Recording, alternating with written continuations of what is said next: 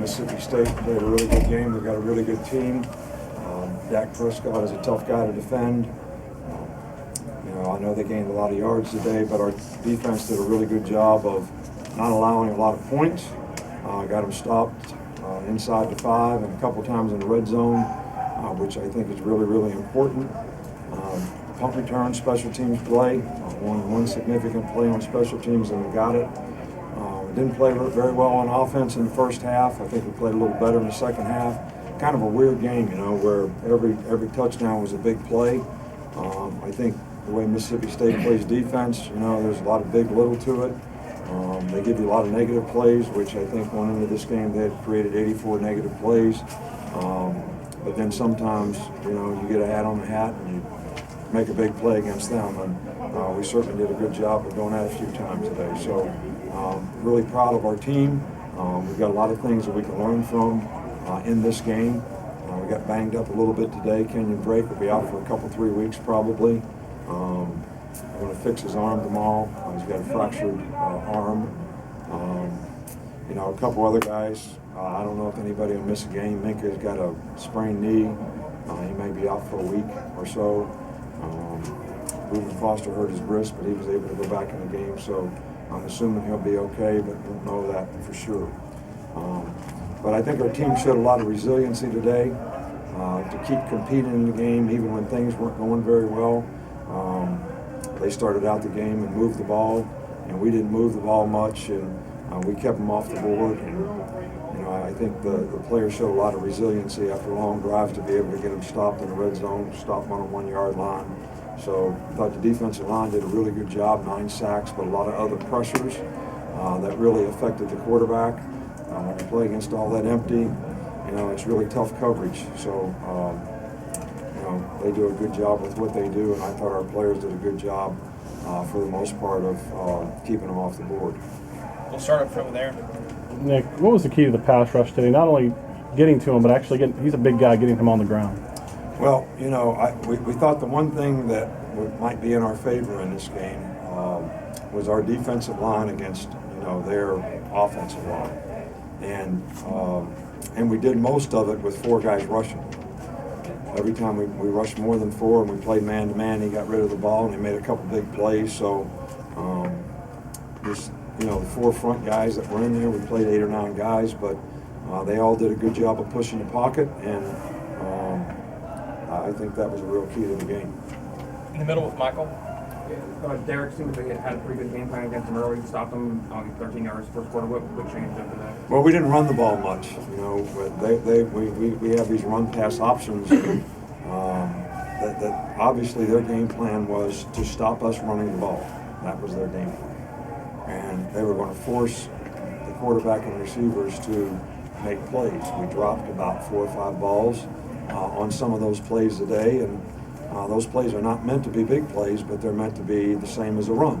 If you gain 5 yards on the play, you think it's a good play. Well, when you drop the ball, then that's not good. So, but they had the box loaded most of the time, and so we had to get to where we could just run the ball, period, which we did a better job of in the second half. And Derek did a good job of making some big play runs. In the back, Scott Griffin. Hey, how much can you tell from your experience as a coach when a team like yours doesn't play as well, but still, like you said, has resiliency and fight through this? Can you tell more about a team from that than playing well in a game where you're crisp? What's happening? Well, you like for your team as a coach to always play well. Your goal as a coach to always get every player on your team to play the very best that he can. And we started out the week great. We had probably the best practice this week that we've had for any game all season. But it seemed like by the end of the week, our players seemed a little bit tired for whatever reasons. And this is a tough preparation when you play against the spread. No huddle, everybody, we're going fast, and everybody's got to go further, especially on defense, on every play than when they just run a play up the middle. So, I thought we were a little flat going into the game, which is certainly my responsibility. I didn't do a good enough job of getting these guys to respond the way we need to. What I tried to say to them was, look, guys, you don't get a gold medal for winning one game. You don't get a gold medal for beating somebody. You get a gold medal when you beat everybody. So you got to play to a high level all the time. And I also told them, I said, you guys all think you beat LSU last week.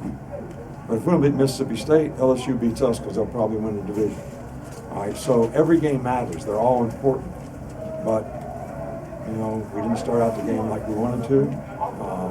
But I do have a lot of respect for this team's resiliency to keep playing in the game and work through problems.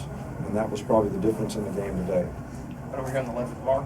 How big is that really a lifestyle in terms of Well, anytime you stop somebody took 7 points off the board. They chose not to go for a field goal at a time in the game where, we weren't doing much on offense, weren't really getting them stopped on defense. They got pretty good field position. We got a penalty that got them down there. So it was a big stop. And the punt return was really big too, which I think came after that because of the field position it created.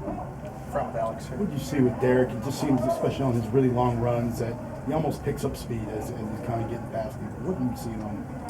Well, I think that's the kind of back that he is. As long as he is, he does a good job of picking his way through holes. But I think once he gets rolling, he's fast. Faster than people think and faster than he looks. So, but what you can always tell is he outruns the angles. And that's when you know somebody's pretty fast. In the back with Tommy. Yeah. Coach, right here, on the punt return, did you feel like you were getting close to breaking one over the last few games, that potential? Did you see that coming? Yeah, our punt return has been very productive the last few games. A couple of them have been nullified by penalties that were very positive returns. Today we actually, but when these people do this, we call it bulldog punt, but that's only because Georgia was the first one to do it against us years ago. But sometimes when you rush, you distort the coverage more than when you try to hold them up. Because when you try to hold them up, they read you and they all just take off running, so it becomes like a kickoff.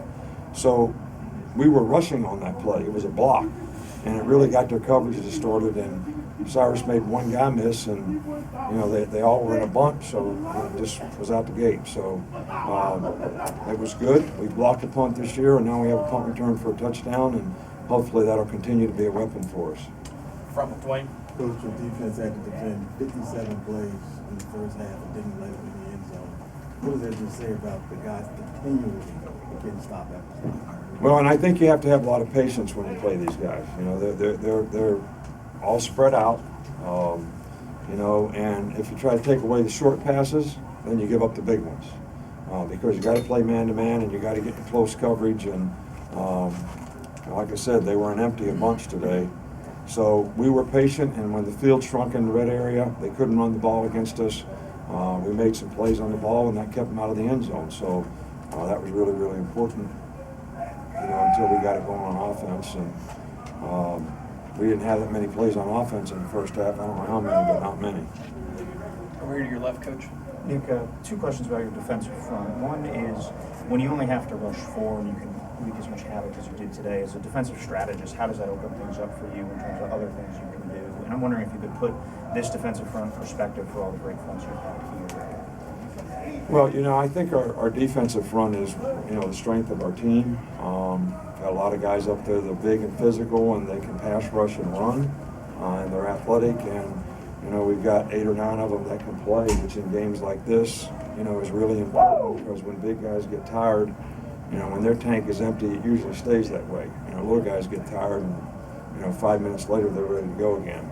So it allows us to keep fresh guys in the game, which I think is really, really important. But whether we play a running team like LSU or a passing team, we have enough diversity in our players up front that they can pretty well adapt. So I thought they did a really good job today, even though Dak got out and scrambled a couple times on us. And but I thought they did a really good job of keeping the pass rush lanes, and overall kept him throwing in the pocket, and were able to sack him a few times and pressure him a whole bunch more.